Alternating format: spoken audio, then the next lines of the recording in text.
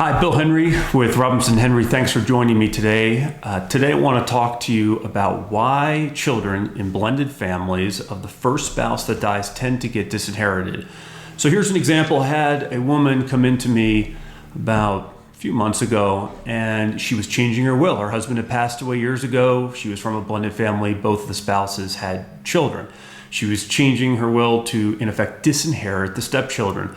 And at first it may sound cruel. However, I think if we're honest with ourselves, most of us would agree that we would tend to favor our own bloodline over anyone else.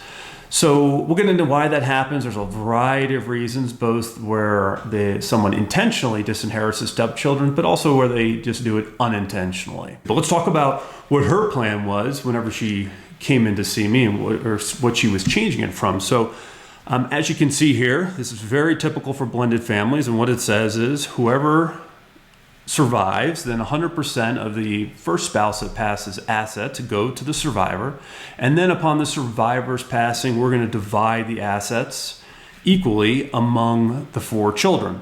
Well, unfortunately, what happens normally is if, let's say, husband passes away first, we do give all the assets over to wife. But at some point in wife's life, after the husband passed, that she changes her will or something happens, and then what ends up happening is, of course, the biological children of the first spouse end up getting disinherited. So let's talk about kind of why that happens. Well, one reason it can happen is we've got a second marriage or a third marriage for the surviving spouse. So that surviving spouse goes off, marries someone else, and that person has children. And over time, the surviving spouse ends up favoring the new stepchildren and the new spouse disinheriting, of course, the children from the spouse that died first. Another reason it can happen, even if the new spouse has no children, he could be a spendthrift. And it doesn't sit well with many of my clients, thinking that the new spouse is literally spending away the inheritance for the biological children after the first spouse passed. And even if the surviving spouse never changed their will, it's still quite possible that at the end of the day, there's just nothing left because it was all spent. Another common scenario is even if, let's say, our blended family is in love. It's like the Brady Bunch. Well, even if the surviving spouse never changes their will, after they receive the inheritance, what happens if they lose it? Well, the same thing will happen, and ultimately the biological children from the first spouse end up getting disinherited. And that's because state law is going to say, if we can't find the will, then it goes to my children. Stepchildren are not included in that definition in this scenario that we've laid out here. Let's talk about the children. Well, in a blended family, we can have children with vastly different scenarios and needs. So for example, we could have a minor child, that's the A+ student, and but we don't want them to receive the property outright. Typically in a will, the children are receiving the property outright. Another scenario could be the age differential between the spouses in a blended family, and perhaps one of the spouses has adult children. We do want them to receive the property outright, or perhaps we've got a child and they've got substance abuse issues, and once again, now we don't want them to receive the property. So you can handle it in a will, much more difficult than doing it, though, in a trust. Let's talk about solutions. Pour over trust is one way that we can solve all these issues we've talked about. Well, what is a pour over trust? A pour over trust, we create an umbrella trust, and that is going to be a joint trust, and we've got joint trust in husband and wife. There you go. There's husband and wife, very happy they got a joint trust, and within that joint trust, we've got two more trusts. And these are separate trusts, one for the husband and one for the wife. So we have two separate trusts and a joint trust.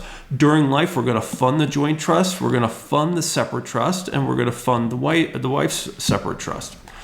How do we make that separation? It really just depends on the couples and what their needs are. Generally speaking, a blended family where the spouse is married later in life are going to tend to have more of their own separate assets, and we're going to tend to fund the separate trust more than the joint trust. Conversely, if it's a very young blended family, perhaps we end up funding the joint trust more. Regardless, it's really up to the spouses.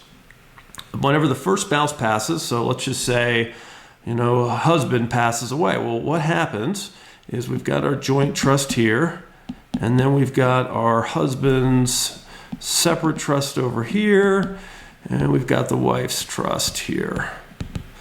All right, I don't know what happened over there. But anyway, we've got the three trusts. The joint trust upon the husband's passing is going to pour over its assets into both of the separate trusts. And then the separate trust for the husband, becomes irrevocable. The wife's trust remains revocable. And what that means is now the husband's trust that's now irrevocable, whatever he set up during his life is going to happen. So a typical distribution scheme, husband is going to give income to wife for life, and then upon her death, the assets are going to go to the children. And look at that. Children are so happy they even get bodies. So wife can't change anything in this scenario. So whatever the husband decided to set up during his life, once he passes away, it becomes irrevocable and he can't be changed. So therefore, he knows two things: that his spouse will be taken care of on whatever terms he's laid out. Perhaps it's just until she remarries, perhaps it's for life. And then upon her passing, the children are going to get an inheritance. Wife, on the other hand, her trust remains irrevocable.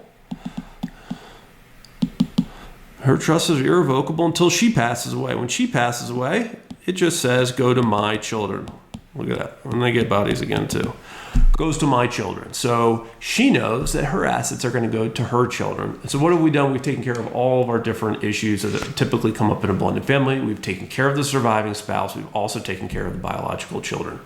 Hope you enjoyed this. Join us at our Facebook group at Facebook.com/groups/Colorado Estate Planning, and I'll talk to you next time.